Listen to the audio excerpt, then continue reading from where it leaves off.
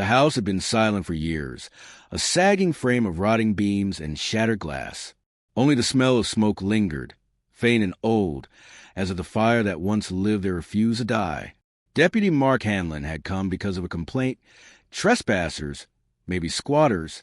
But when his K9, Shadow, froze before the blackened fireplace and let out a single guttural bark, Mark felt a chill crawl through his spine. Shadow never barked without reason. He crouched, watching the ashes stir, the weight of something unseen pressing down. Whatever was buried, and there wasn't meant to be found. If you enjoy stories like this, liking and subscribing helps keep them coming. Simple as that. The October air smelled of wet earth and wood rot. Rain had passed through town the night before, and the creek still ran high, carving muddy veins through the fields. Hanlon wiped his boots against the warped porch boards before stepping into the house. They groaned like an old man's joints, each sound magnified in the suffocating quiet. Shadow sniffed forward, nails clicking on the floorboards. His hackles rose as he neared the fireplace. "Easy," Hanlon whispered, though his hand tightened around the flashlight. The beam caught broken bottles, damp newspapers, a child's toy truck overturned in the corner. The house belonged to the McCready family once. He remembered the fire vaguely. 10 years back, maybe more. A kitchen accident, they said. The family had moved out, left the house to rot. Shadow barked again. Hanlon swung the light toward the soot-caked hearth. The bricks were cracked, spiderwebs glistening in the corners. He knelt, pushing aside clumps of ash with his gloved hand. Something metallic clinked beneath. He froze. It wasn't the sharp jingle of a bottle cap or nail. It was heavier, deliberate. A box. He brushed deeper. The outline of a small, fire-scorched tin emerged, blackened but intact. Shadow whined, stepping back. Hanlon's breath caught.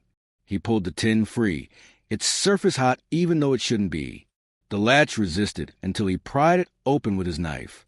Inside lay folded papers, brown by smoke, and beneath them, something wrapped in cloth, edges stiff with char.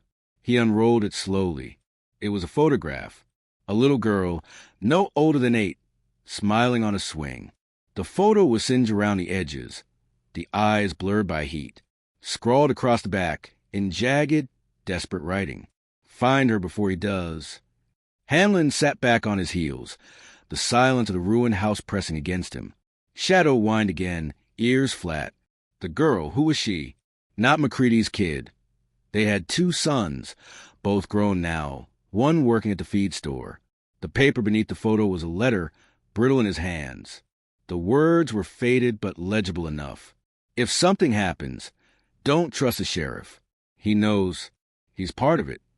Hanlon felt his stomach clench. Sheriff Cole Danner had been his mentor, his father's best friend. He'd worn the badge longer than anyone in Brookvale. The idea that he could be tied to whatever this was. No. Still, the letter was real. His radio crackled on his shoulder, making him flinch. "Hanlon, you checked that old place yet?" Danner's voice. Steady, familiar. Hanlon hesitated before pressing the button.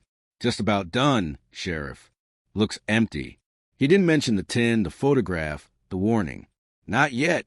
He slid everything back into the box and slipped it into his jacket. Shadow barked again, sharp and insistent. Hanlon turned. This time the dog wasn't looking at the fireplace. He was staring at the back door, body rigid, teeth bare. Hanlon raised his light. The door was open. A muddy boot print marked the threshold. Fresh. Someone else was in the house. The upstairs floor creaked. Hanlon drew his sidearm, heart pounding, and whispered quiet, though Shadow's growl rumbled low in his chest. Step by step they climbed. The wallpaper peeled in yellow curls, the air thick with mildew. Hanlon's pulse thudded in his ears. A shadow moved across the end of the hallway. "Sheriff's office," he called, steady but firm. "Come out where I can see you." No answer. Another step, and the smell hit him. Cigarette smoke, faint but fresh. Whoever was up here hadn't left long ago. He pushed open the nearest door. A bedroom. The mattress was gone, replaced with a nest of blankets. Empty food wrappers littered the floor. Someone had been living here. Shadow stiffened again, eyes locked on the closet. Hanlon swallowed, then yanked the door open. Empty, except carved into the inside panel, rough but deliberate. She's alive. The floor groaned behind him. Hanlon spun, weapon up, flashlight cutting through the hall. For a split second, he saw a figure dart down the stairs, boots pounding. Stop! Hanlon roared, charging after them. By the time he hit the kitchen, the back door slammed against the wall. He burst outside, light sweeping across the yard. Rain had turned the ground soft. Fresh tracks cut across the mud, leading into the tree lean. Hanlon stopped, chest heaving, every nerve wired with adrenaline. Shadow barked furiously, ready to chase. But Hanlon didn't follow. Not yet. He looked back at the house, at the ashes still smoldering faintly in the fireplace, and the words burned into his mind. Don't trust the sheriff. That night, Hanlon sat in his truck outside the station, the tin box on the passenger seat. He hadn't told anyone. Not his partner. Not dispatch. Certainly not Danner. Brookville was a small town. Everyone knew everyone. Secrets didn't stay buried for long, except, it seemed, the kind that burned in fireplaces. He turned the photo over again. The little girl's smile looked wrong now, tragic in its innocence. Find her before he does. But who was he?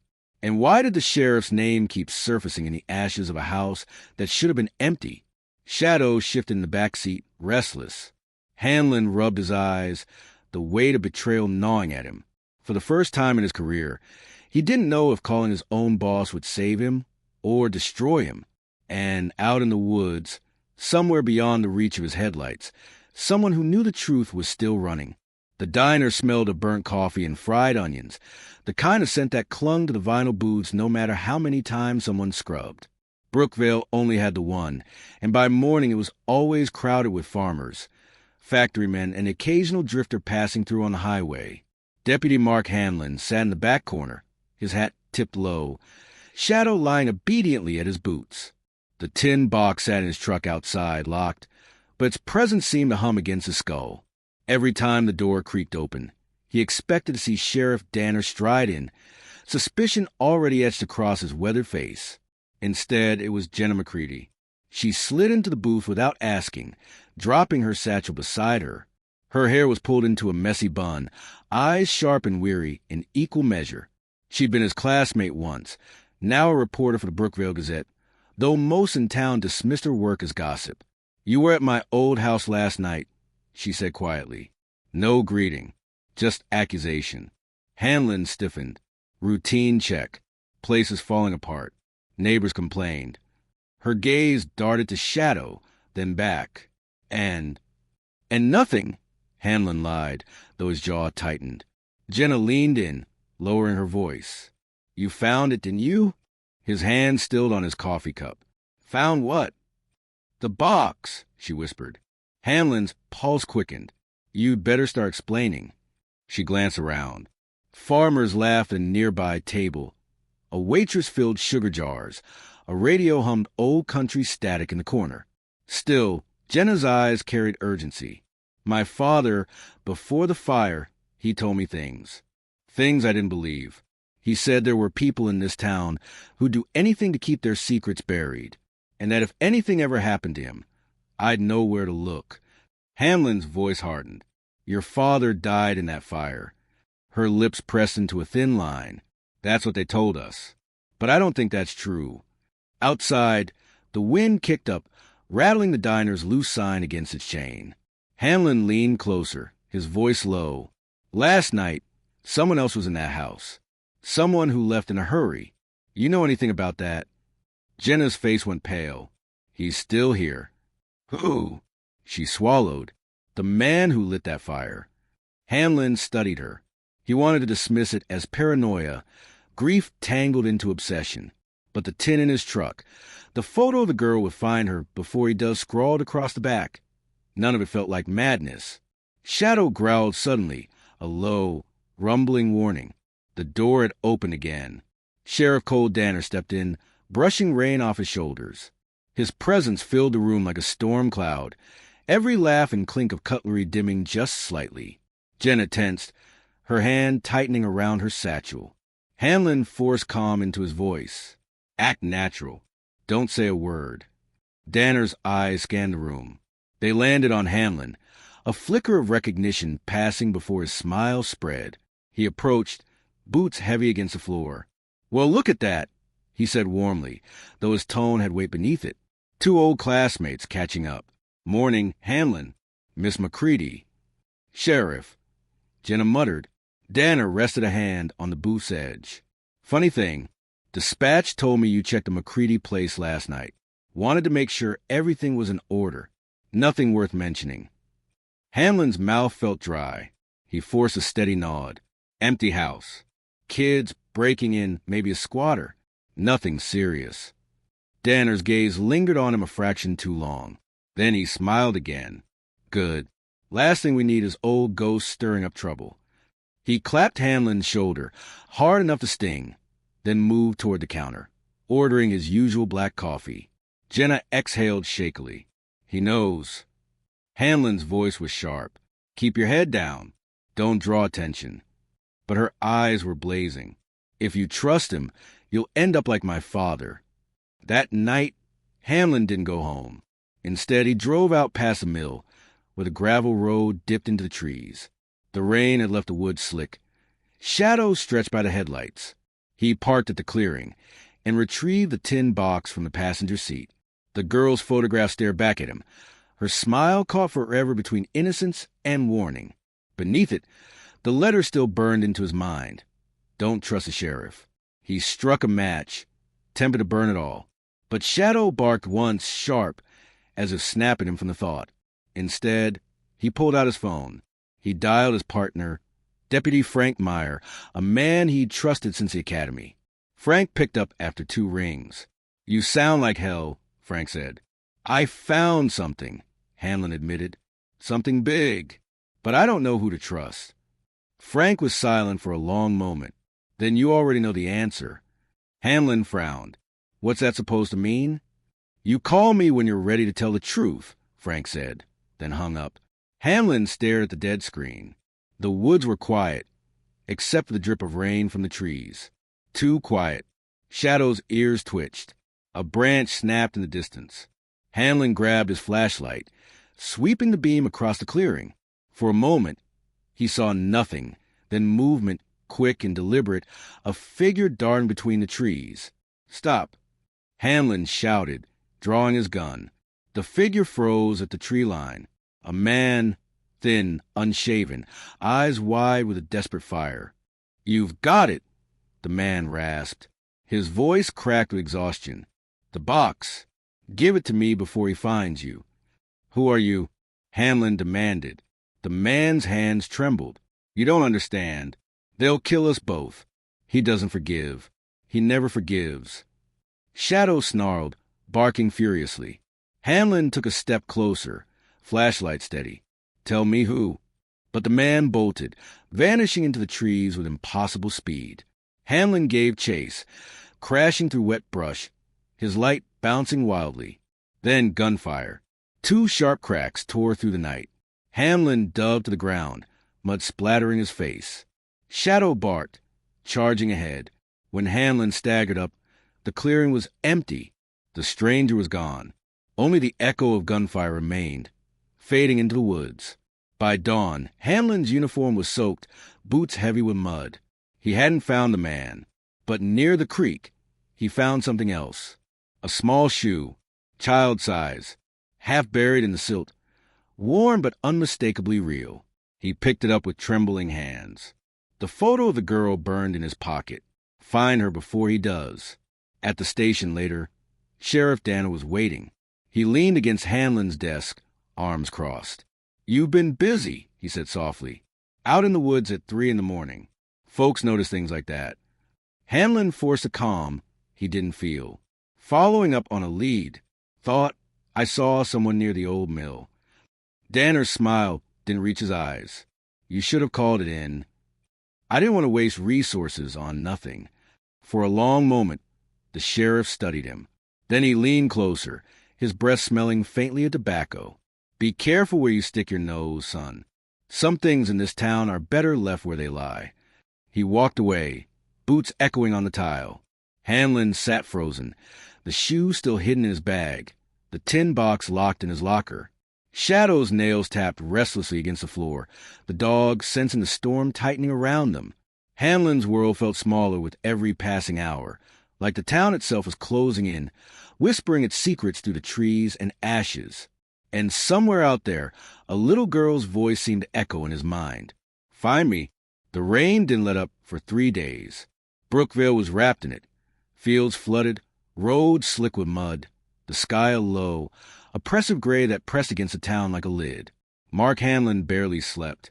Each time he closed his eyes, he saw the photograph, the little girl's blurred smile, the desperate words. Find her before he does. The shoe he'd found by the creek sat on his nightstand, a silent accusation. He'd wiped the mud from it, tracing the scuffed leather as if it might whisper its story back. Shadow paced the room, restless, ears twitching at every creak. The dog hadn't been calm since the night in the woods. He knew something Hanlon didn't. The only thing clear in Hanlon's mind was that the noose was tightening, and at the center of it, Sheriff Cole Danner. Hanlon made his move quietly. At dawn, when the station was thin with only a dispatcher and a half-asleep deputy, he unlocked his locker, pulled the tin box free, and walked out like it was just another morning. No one stopped him. He didn't go to his own house or Jenna's. He drove 30 miles south, past the county line, to a motel that smelled of bleach and mildew. He used cash. Inside, he spread the contents of the tin across the bed. The letters were fragmented but damning. Cryptic warnings about the deal, notes about a girl kept safe until the sheriff decides, and repeated pleas. If you find this, don't trust him. But there was something else he hadn't noticed before. A folded page stuck to the bottom with melted wax. When he pried it free, the writing made his blood run cold. A list of names. Half the town was on it. Farmers, business owners, even a preacher. And scrawled at the top, bold and unmistakable, Sheriff Danner. He called Jenna.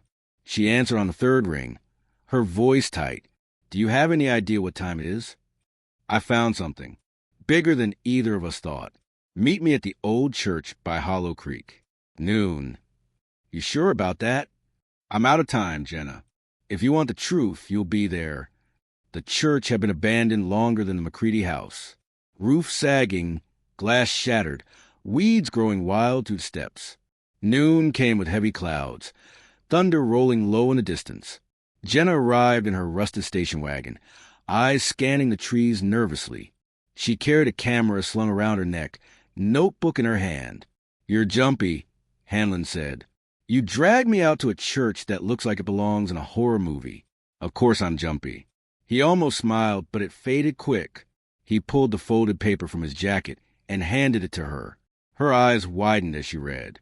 Jesus, these are town council members, the bank manager, half the people who run Brookvale. Whatever this is, it's not just about your father or a fire. This town is rotten from the top down. She whispered, and Danner's holding it together. Hanlon nodded grimly.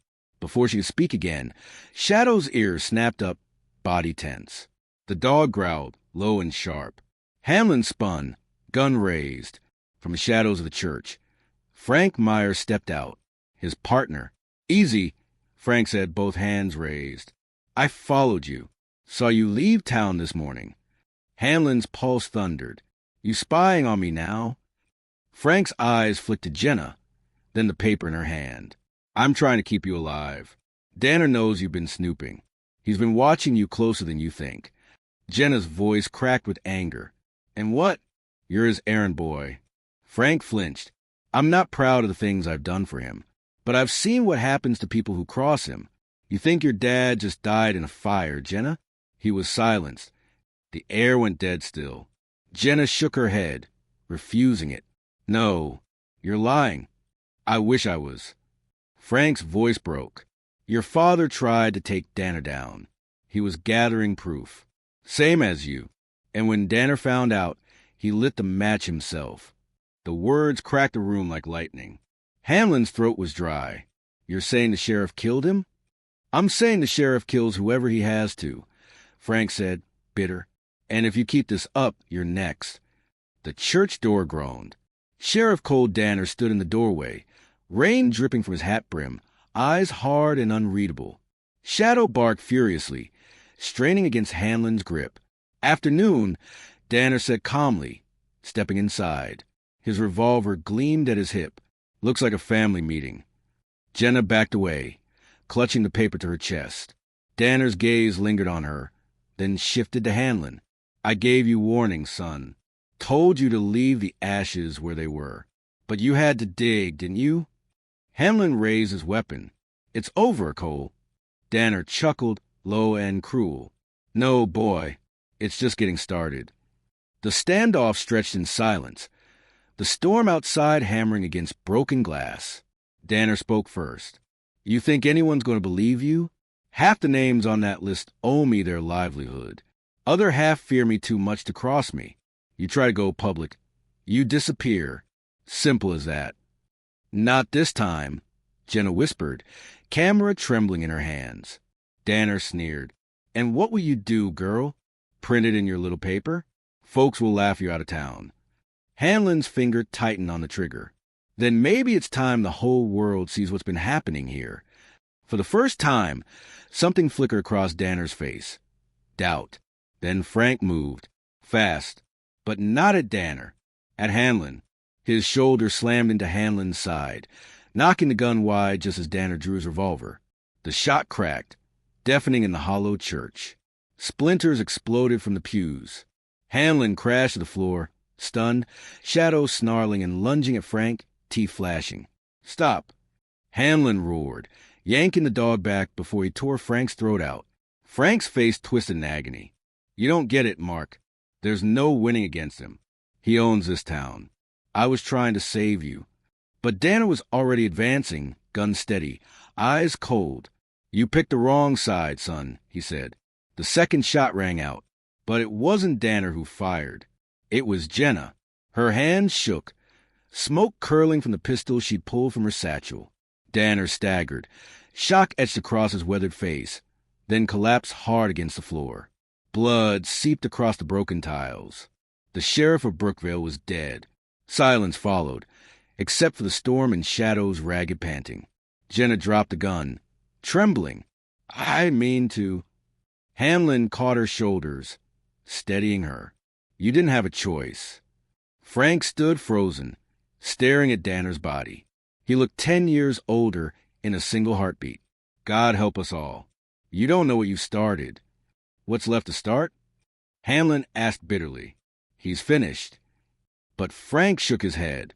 Danner wasn't working alone. That list, it wasn't his creation. He was just a keeper. Kill him, and you don't kill the machine. You just make it hungrier. The words hung heavy. Jenna whispered, then at least we burn the machine down, piece by piece.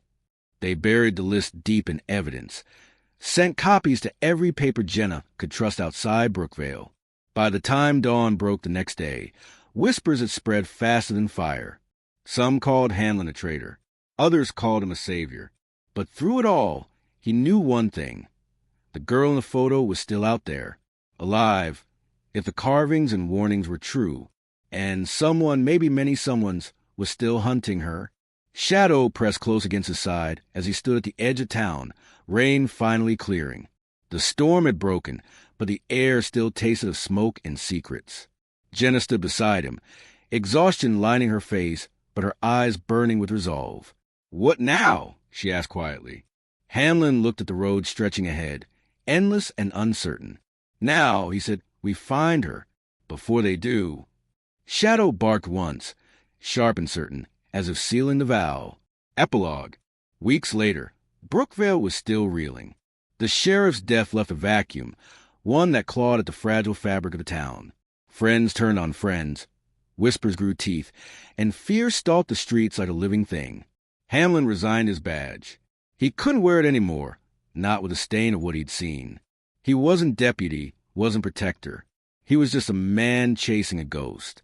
One night, alone in a motel room far from Brookvale, he pulled the photograph from his pocket again. The little girl's smile had become his compass, his burden, his only truth. He whispered to the silence, to the ashes and ghosts that had dragged him into this war. I'll find you. And for the first time, he believed it.